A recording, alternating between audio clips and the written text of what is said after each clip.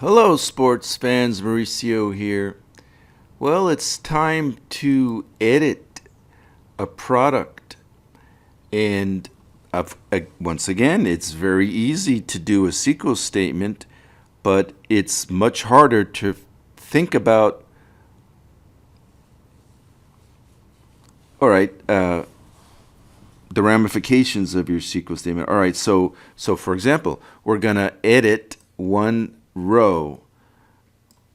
An employee is going to edit one row. What columns should we give them access to? Should we let an employee change the category? Probably. Product name? Probably. Cost? Probably. Sales price? A manager should be changing the sales price unless you delegate that authority to certain employees or all your employees. Yeah, go ahead, change the sales price, put it on sale. But then you have unauthorized discounting, which is called sweethearting in the loss prevention literature.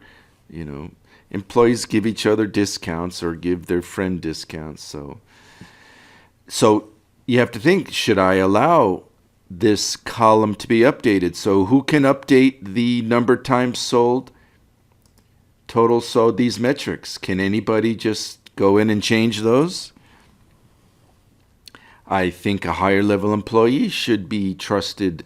This is valuable information, the metrics here, because that's going to drive our future purchases of this product. Maybe we won't sell that product anymore. Maybe we'll expand our sales of that product.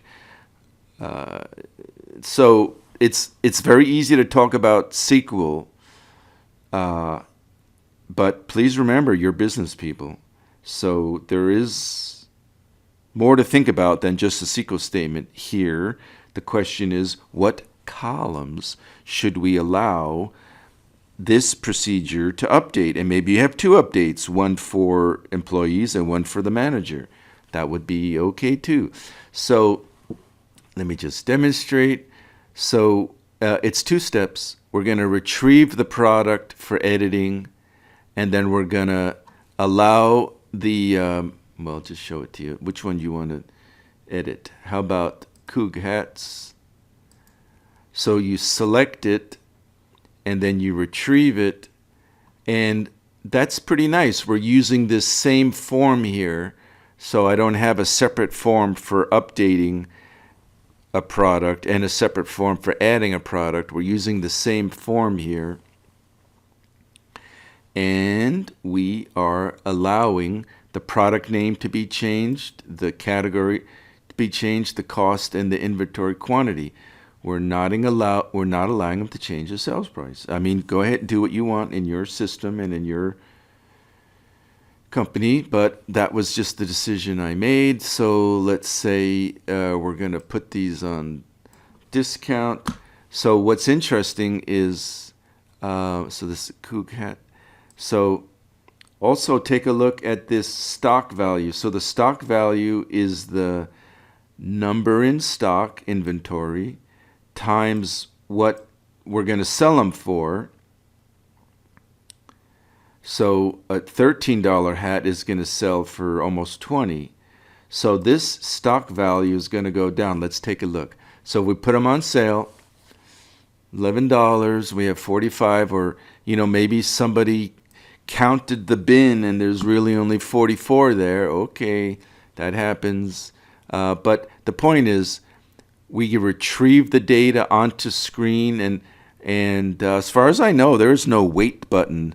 Wait for them to make the changes. Wait 60 seconds. So step one, retrieve the product onto, which is retrieving one record.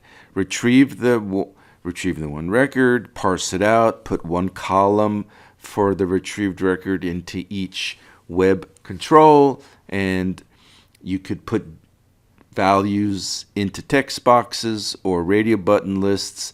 I wouldn't put values into a drop-down list or a calendar. It doesn't always work that well, if at all. So I've made the changes. So now So this should change to 44, and then the stock value, I did a little calculation, should go down to $726.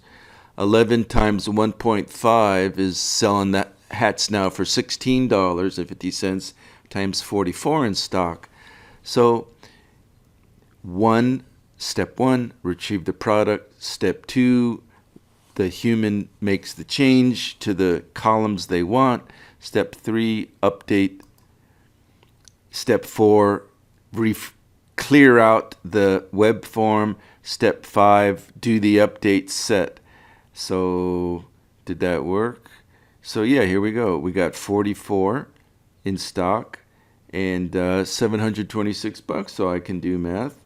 And so how did that happen, Featherman? Let's take a look. So we're going to start with this retrieve process.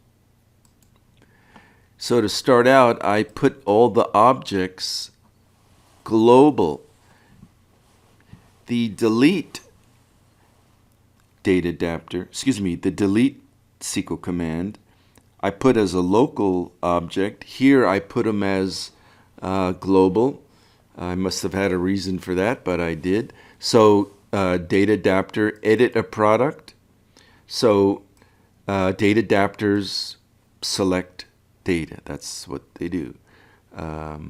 If you're going to select just one number, use a SQL command. Select max, select just a value, select count. Those are all run by a SQL command with the execute scalar. So data adapter retrieves one row or a whole bunch of rows. So select all the columns. That's just me being lazy because we're not going to edit all the columns. We're only going to edit, 5 of the columns, but I didn't want to type out the column names here. But, get all the columns for one product. So we need to, where product ID equals our parameter. So we have to feed it one parameter. So, okay, and then and we're going to use in the next step, we're going to let this data adapter save the changes. So it's going to update that row of data for us. So we're going to retrieve one row of data from the database into our in-memory array, special array just for this one purpose. So if you think about it, I've got a lot of stacks of technology here. Data adapter, command builder, data table. Data adapter, command builder, that's 2 data table. Number 3, if I'm counting right, products, save a line item, edit a product. So 3 sets of data adapter, command builder, data table. That's because you're going to be editing or updating or inserting with those. And so that's a lot of data tables. And then I got a whole bunch more data tables, which I put on a separate line. These are all the data tables for running group by queries and just storing the results. So I put those separate, but I encourage you to put together the package of objects. Data adapter, command builder, data table. That's one little package of objects to handle the products table. And another little stack of technology products to handle the sales details table. So those are global data adapters. So explaining the code. So this thing gets shut off. Don't run the procedure. Stop. If they didn't, if they press the button, to retrieve a product to edit, but they never selected a product to edit, then, give a message and stop. All right, so they did select a product in the drop-down list. So this edit a product, we're just retrieving one record at this point, but it does have a parameter, and I just was lazy and put P1, P for parameter. but that could easily be product ID, and that's how I normally do it. I normally name the parameter the same exact thing as the column name, but when we, so this is just assigning the value to the parameter, and so again the drop-down list displays the product name, but behind the scenes the value which we can get at as the selected value, the data value field is the product ID. So here we go, and then so what you do is you get one row of data. So data adapter, go fetch the data and go fill your array. So it's going to have one row. What's the number of that one row? 0. What's the index of that one row? 0. So go fill this array, and this array has row 0. And then so how do you reference, just showing you this, how do you reference that column for row 0? So table.rows, which row, dot item. So the dot item is the column. So if I have a with statement here, then this part, table.rows 0, is putting at the is at the beginning of every time you see this dot. So all these dot item, it would be a lot harder to look at this code if this table.rows 0 was put here and here and here and here and here. So that's pretty nice. That's to have a with statement. So what are we doing? It's right to left when you see an equal sign. So row 0 product name, go over to the product name column and go stick it in this text box, product name. Go take the category and put it in the selected value for radio button list. That works very nicely.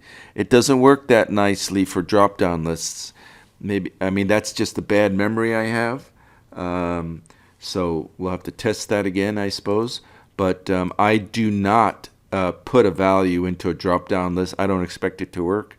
That could be just my baggage. I do not put a value into a calendar and expect that to work. I just haven't had that success in the past. I mean, you could try if you want. If I was to retrieve a date, I'm just going to stick it in a text box, okay? And not even a text box with a little calendar. I'll put it in a text box, and then actually I would see date,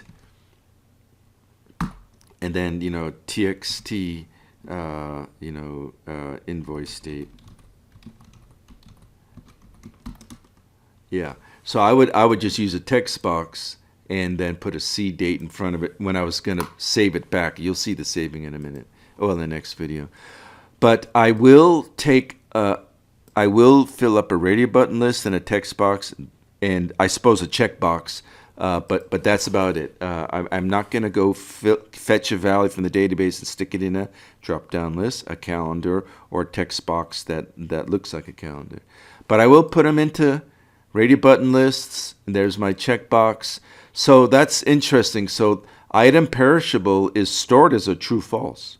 So we're just passing the value, true or false, to this checkbox. True is checked, false is unchecked. So that's interesting. Perishable, true, false, gets passed to the checkbox, true, false. So if it's true, there's a little checkbox, a little check in the checkbox, a couple more text boxes, but we're going from right to left.